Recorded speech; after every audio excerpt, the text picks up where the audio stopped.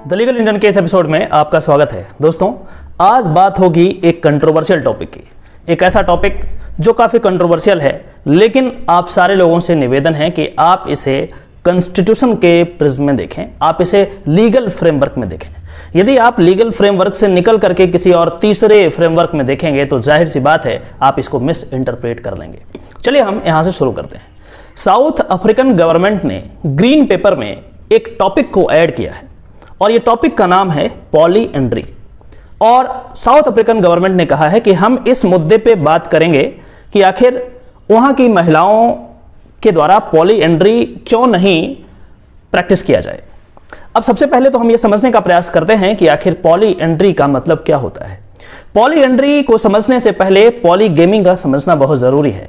Polygamy मतलब यह हुआ कि जब कोई मर्द एक से ज्यादा औरत के साथ विवाह कर सकता है तो इसे हम पॉलीगेमी कहते हैं।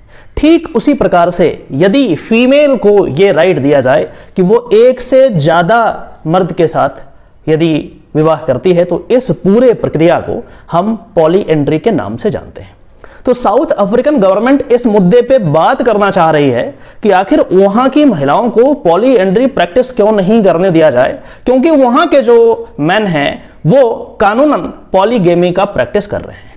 और साथ ही साथ यदि हम साउथ अफ्रीका के कॉन्स्टिट्यूशन की बात करें तो साउथ अफ्रीका के कॉन्स्टिट्यूशन में इक्वालिटी का प्रोविजन वहां पे दिया गया है। तो इसी मुद्दे को लेकर के वहां का जो होम अफेयर डिपार्टमेंट है वो ग्रीन पेपर में इस टॉपिक को रखा है और कहा है कि हम इस पे डिस्कशन करेंगे पॉलीएंड्री पे। चलिए हम यह समझने का प्रयास करते हैं कि आखिर होम डिपार्टमेंट साउथ अफ्रीका का क्या कहना है, आखिर वो क्यों इस चीज को इंक्लूड करना चाहते हैं, पॉलीएंड्री को क्यों इंक्लूड करना चाहते हैं। उसके पीछे रीजन उन्होंने कहा है कि इससे जो मैरिज है वो मोर इंक्लूसिव होगा, मैरिज और अच्छे तरीके से होगा, लोग अपने रिस्पॉन्सिबिलिटी को सही तरीके से समझ पाएंगे। It must follow equality, discrimination, human dignity and unity of diversity. तो यहां पे कहा गया है कि हमारे कॉन्स्टिट्यूशन में तो ये तमाम तरीके की चीजें दी गई है तो इसे फॉलो भी तो करना चाहिए। अब कॉन्स्टिट्यूशन इक्वालिटी की बात करता है और आप मेल को आपने कह दिया कि आप मल्टीपल वाइफ्स रख लो, लेकिन फीमेल को यह आजादी नहीं है, तो आखिर किस तरीके का यहां पे इक्वालिटी है। और जो लोग इसे लाना चाहते हैं वो कह रहे हैं कि equality demands that the polyandry be legally recognised, क्योंकि पॉलीगेमी वहां लीगली रिकॉग्नाइज्ड है। तो सबसे इंपॉर्टेंट बात यह है कि वहां का जो कॉन्स्टिट्यूशन है वो इक्वालिटी की बात करता है और वहां का जो मैरिज लॉ है वो भी पॉलीगेमी की बात करता है। तो आखिर पॉलीएंड्री क्यों नहीं, सबसे बड़ी बात यह है। यदि हम वहां के कॉन्स्टिट्यूशन की बात करें तो वहां कहा गया है, इक्वालिटी को डिफाइन किया गया है। इक्वालिटी कहता है कि everyone is equal before the law and has the right to equal protection and benefit of the law. और उसके बाद और भी सारी चीजें हैं। मैं एक और क्लॉज को पढ़ने का प्रयास करता हूं। यहां पे कहा है कि the state may not unfairly discriminate directly or indirectly against anyone on one or more grounds including race, gender, sex, pregnancy, marital status, ethnic or social origin, color, sexual orientation, age, disability, religion, conscience, belief, culture, language, birth, ये सब चीजों के basis पे, इन grounds पे state discriminate नहीं कर सकता। और जब मैरिज लॉ बनाया गया तो उसमें पॉलीगेमी को रखा गया लेकिन पॉलीएंड्री को नहीं रखा गया। मतलब साफ हुआ कि जो कॉन्स्टिट्यूशन ऑफ साउथ अफ्रीका कह रहा है, जिसमें इक्वालिटी की वो बात करता है, इससे डिस्क्रिमिनेशन जरूर यहां पे दिखने को मिल रहा है। और बात सिर्फ साउथ अफ्रीका की नहीं है। चलिए हम अपने ही देश की बात करते हैं। हमारे देश में भी article 14 of the constitution of India में इक्वालिटी को डिफाइन किया गया है। यदि आप article 14 of the constitution of India देखेंगे तो वहां पे पाएंगे, the state shall not deny to any person equality before law और the equal protection of the law within the territory of India. Equality की बात हम भी करते हैं, लेकिन कुछ बातों का जिक्र हम यहां पे करना चाहेंगे। यदि पॉलीएंड्री को सही तरीके से डिफाइन करना हो या फिर किसी व्यक्ति को पॉलीएंड्री को समझने में परेशानी आ रही हो तो आप महाभारत का वो एपिसोड याद कीजिए जिसमें द्रौपदी के साथ 5 पांडव रहते थे। मतलब द्रौपदी जो थी बेसिकली 5 पांडव की एक ही वाइफ थी। इसी को कहते हैं पॉलीएंड्री, जहां पे एक महिला मल्टीपल हस्बैंड जिनका होता है। यहां पे द्रौपदी का 5 पांडव हस्बैंड थे। तो इससे बढ़िया एग्जाम्पल आपको पूरे विश्व में कहीं नहीं मिल सकता पॉलीएंड्री का। यदि हम इंडियन कल्चर की बात करें तो हमारे कल्चर में भी पॉलीएंड्री कहीं ना कहीं जरूर उपस्थित था। यदि हम हिमाचल की बात करें, हिमाचल में बहुत सारे ऐसे एरियाज हैं, कुछ ऐसे ट्राइबल ग्रुप्स हैं जहां अभी भी पॉलीएंड्री प्रैक्टिस में की जाती है, लेकिन बाय लॉ ये चीज रिकॉग्नाइज नहीं है। यदि हम शुरुआत की बात करें 1955-1956 के आसपास, जब हमने हिंदू मैरिज एक्ट बनाया और बहुत सारे लॉज को हमने चेंज किया, मैरिज लॉज को हमने वहां पे चेंज किया है, उससे पहले हिंदुओं में भी पॉलीएंड्री अलाउड था एक तरीके से। और आपने सुना होगा कई सारे मूवी में, कई सारे सीरियल में कि हिंदू महाराजाओं के कई सारी पटरानियां होती थी, रानियां होती थी, इस तरीके की चीजें हमने सुना था।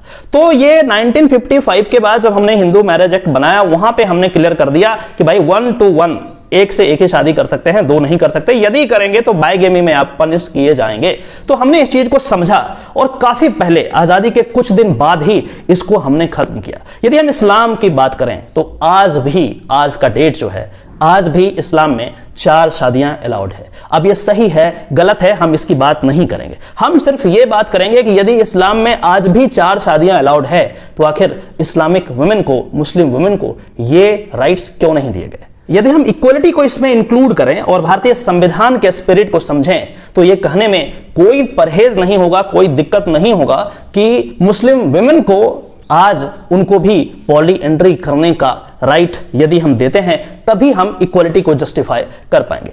मैंने पहले ही बताया था कि इसको रिलीजन के चश्मे से थोड़ा दूर कर लें। मैंने मुस्लिम का एग्जांपल इसलिए दिया क्योंकि हिंदुओं में यह चीज पहले ही हमने इसको पहचाना और इसको खत्म कर दिया। और आज यदि आप हिंदू हैं और यदि एक से ज्यादा शादी करते हैं तो कानूनन ये अपराध है और इस अपराध के लिए आपको दंडित किया जा सकता है। तो आज के इस वीडियो का सार यह है कि सोसाइटी जो हमारा है वो डायनेमिक इन नेचर है, वो चेंज होते रहता है, स्टेगनेंट नहीं है, वो बिल्कुल पानी की तरह बहते रहता है, आगे बढ़ते रहता है। और इसी बीच कुछ ऐसे लोग आते हैं जो कुछ अनवांटेड तत्वों को हमारे रिलीजन के नाम पे ऐड कर देते हैं। जैसे यदि हम एग्जाम्पल की बात करें तो हम सती प्रथा की बात कर सकते हैं। हिंदुओं में एक प्रथा थी सती प्रथा, और उस समय इसको कहा जाता था बहुत अच्छी प्रथा है।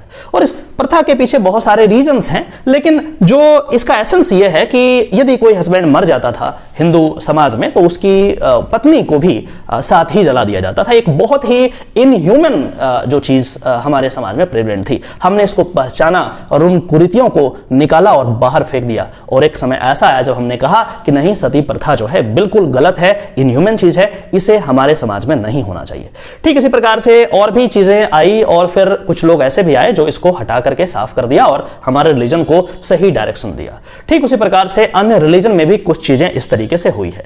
अभी हम इस्लाम की बात इसलिए कर रहे हैं क्योंकि पॉलीगेमी अभी भी इस्लाम में जायज माना जाता है। और यदि जायज माना जाता है तो पॉलीएंड्री जायज मानने में क्या बुराई है, क्या कठिनाई है, क्या मुस्लिम वुमेन को यह राइट नहीं होना चाहिए? जरा आप खुद से सोचिए और इस पर विचार कीजिए और इक्वलिटी के चश्मे में सोचें, रिलीजन के चश्मे में नहीं सोचें, कानून के चश्मे में सोचें, संविधान के चश्मे में सोचें। और यदि ऐसा सोचते हैं, क्या आपके मन में आता है, जो भी आंसर आता है आप नीचे जरूर कमेंट करें। और इस मुद्दे से रिलेटेड जो भी लॉज बनेंगे साउथ अफ्रीका में, इसके बारे में मैं जरूर अपडेट करता रहूंगा। आप जरूर कमेंट करें। चलिए फिर से मिलते हैं किसी दूसरे इंटरेस्टिंग टॉपिक में, तब तक के लिए नमस्कार।